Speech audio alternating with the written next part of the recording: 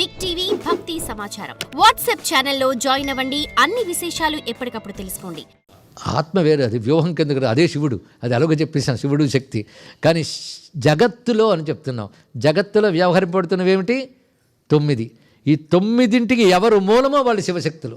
ఆ శివశక్తులు కలిసి 9 వ్యూహములతో జగత్తును నడుపుతున్నాయి. కానీ విశ్వశరీరిని అమ్మవారు నవవ్యూహాలతో ఈ జగత్తంతా నడుపుతున్నారు అని అద్భుతమైన మాట చెప్పారు ఇక్కడ. ఇవి నవవ్యూహ స్వరూపం అండి ఇక్కడ అని చెప్తూ, ఈ నవవ్యూహ స్వరూపిణి అమ్మవారు శేషశేషి ఈ మాట వచ్చింది.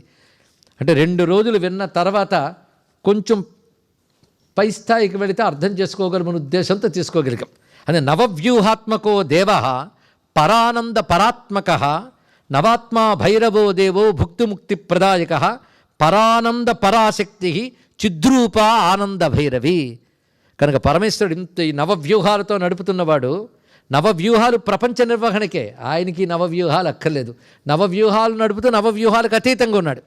అలా ఉన్నటువంటి వాడు తన శక్తితో కలిసి చేస్తున్నాడు ఈ పని అంతా కూడా. నవవ్యూహాత్మకమైన విశ్వమంతా ఈ పని నిర్వహిస్తున్నది తన శక్తితో కలిసి. ఆ శక్తి పరాశక్తి.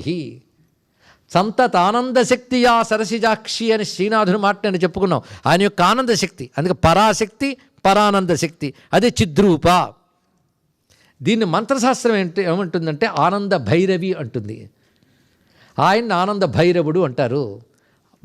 భైరవి భైరవతత్వం కూడా శక్తి శివతత్వమే. దాన్నే భైరవి భైరవులు అని చెప్తున్నాం. ఆ మంత్రశాస్త్రం ఆ భాషలో చెప్తోంది, ఆగమ భాషలో. కనుక ఇప్పుడు మనకు తేలిన విషయం ఏంటంటే విశ్వమంతా కలిసి శివశక్తుల స్వరూపమే.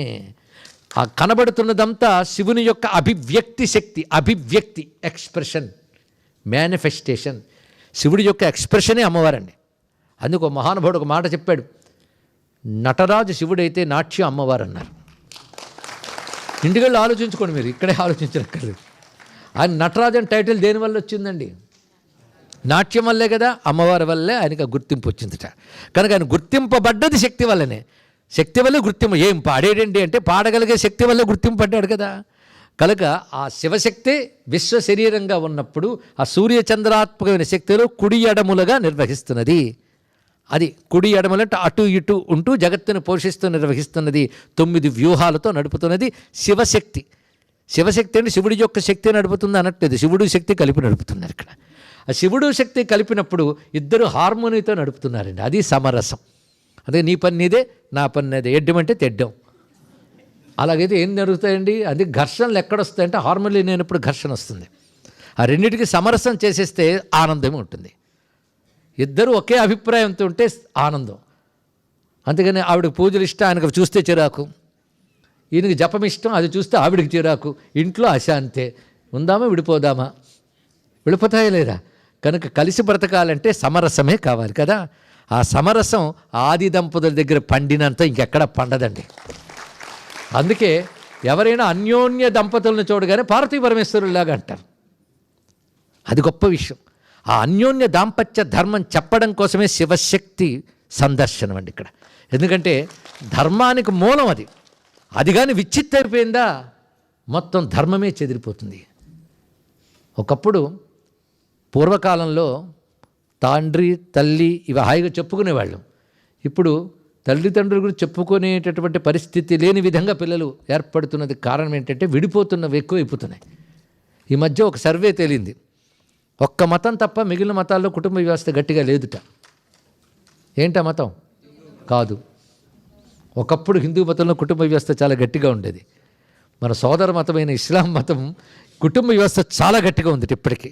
కనుక వాళ్ళ కుటుంబంలో పెరుగుతంతగా ఇతర కుటుంబాలు పెరగట్లేదు. కనుక కొంచెం ఆలోచించవలసిన అంశమే అన్నారు ఇక్కడ.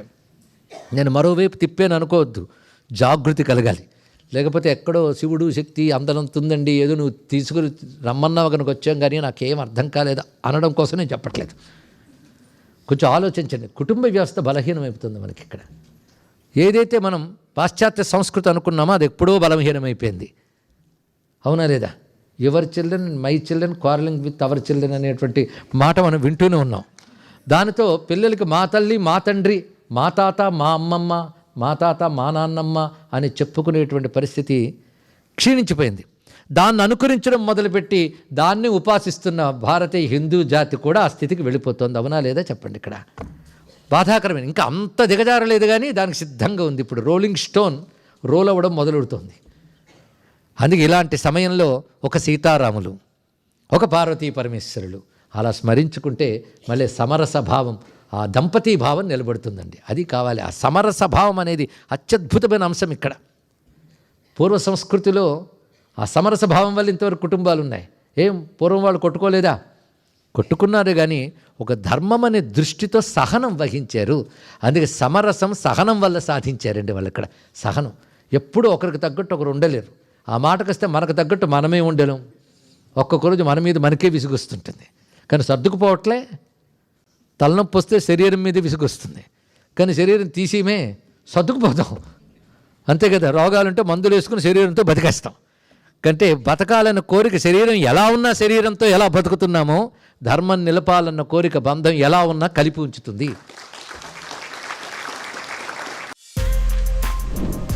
For more videos like this, subscribe Big TV channel.